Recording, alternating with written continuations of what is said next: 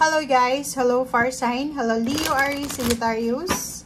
Welcome dito sa aking channel, Kapalaran 888. Welcome! Alamin natin kung anong messages, vibration, gabay, energy para sa lahat ng Fire Sign. Ito ay general reading, so pwede kang makaresonate. Okay, Fire Sign, Leo, Aries, Sagittarius. Fire Sign, Leo, Aries, Sagittarius. Ano ba ang mensahe na para sa inyo? Fire Sign, Leo, Aries, Sagittarius. One card more. Or ito pa. Okay guys. Fire Sign, Leo, Aries, Sagittarius. Courtship, pathway, imprisonment, journey. Okay. First card natin is number 10, journey. If ever man na may iba sa inyo ditong naghihintay ng plane ticket, kontrata, pwedeng travel to diba? Yung parang naghihintay ka kung kailan darating yung breakthrough mo, diba? Yung breakthrough natin, yung kung kailan darating yung plane ticket mo, yung pagsasign ng contract, pwedeng nandito ka sa sitwasyon ng imprisonment, diba? Yung kahit anong gawin mo, walang nangyayari. Diba? Yung parang, ang imprisonment kasi, it's either financial siya, mga actions, relationship, travel, na palaging nahahang. Yung parang nakakulong ka sa isang sitwasyon, stagnant, restricted, na kahit wala naman, kahit hindi ka naman literal na nakakulong, pero feeling mo nakakulong ka. Diba?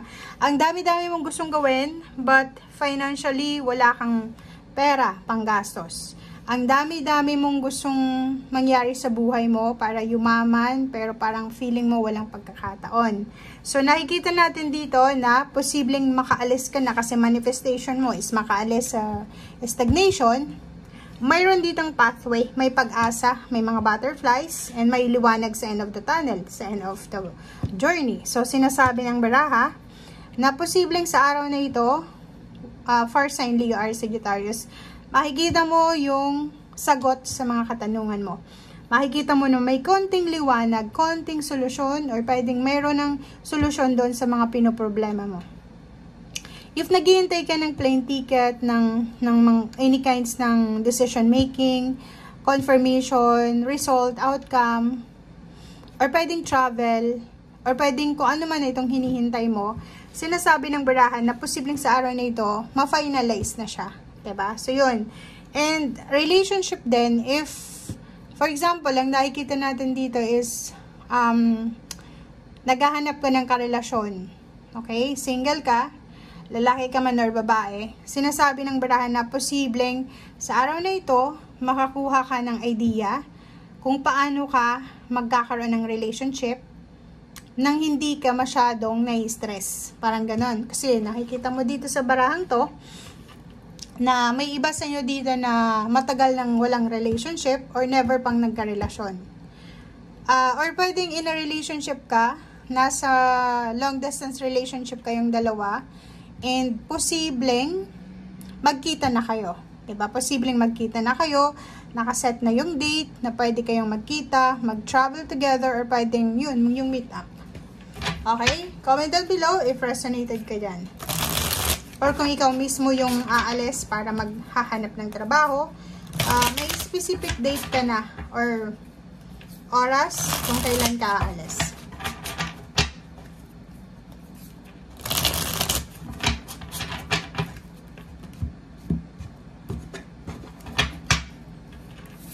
Fire sign.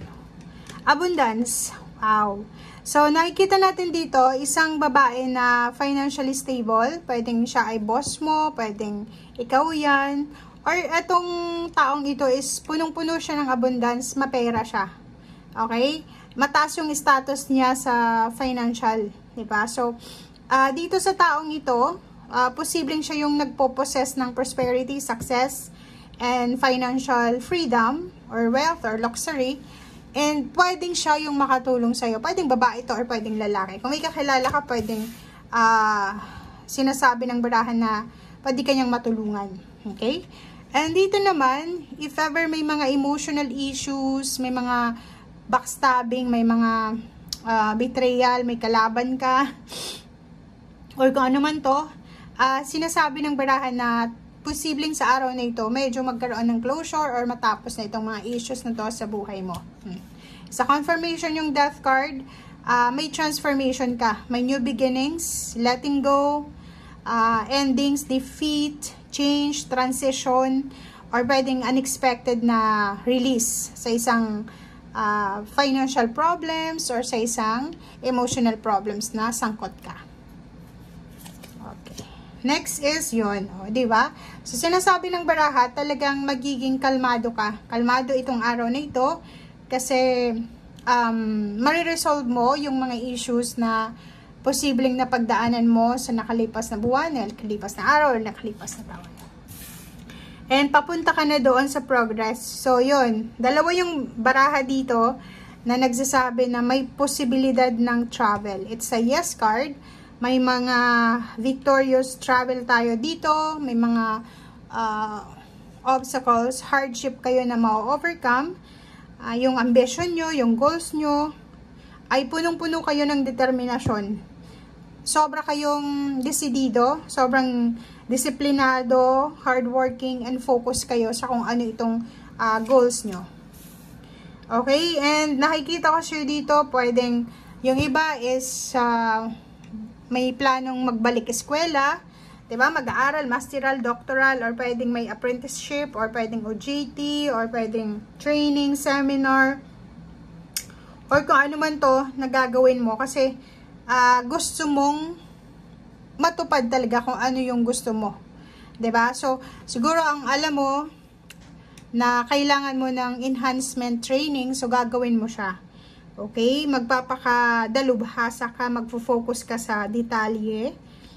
And etong 2 cards na to is punong-puno ng determination. Determination, self-control, willpower, and commitment and hard work. So, gagawin mo ang lahat para makaalis ka sa sitwasyon na yan. And, etong the star na to, lahat sila yes card, diba? So, sinasabi ng baraha sa'yo dito na punong-puno ka ng inspirasyon, punong-puno ka ng pag-asa, and nakikita mo yung sarili mo na parating na yung healing, parating na yung renewal, ng emotion, ng feelings mo, yung masaya dati, parating na siya. Okay? Or babalik na siya sa buhay mo. Diba?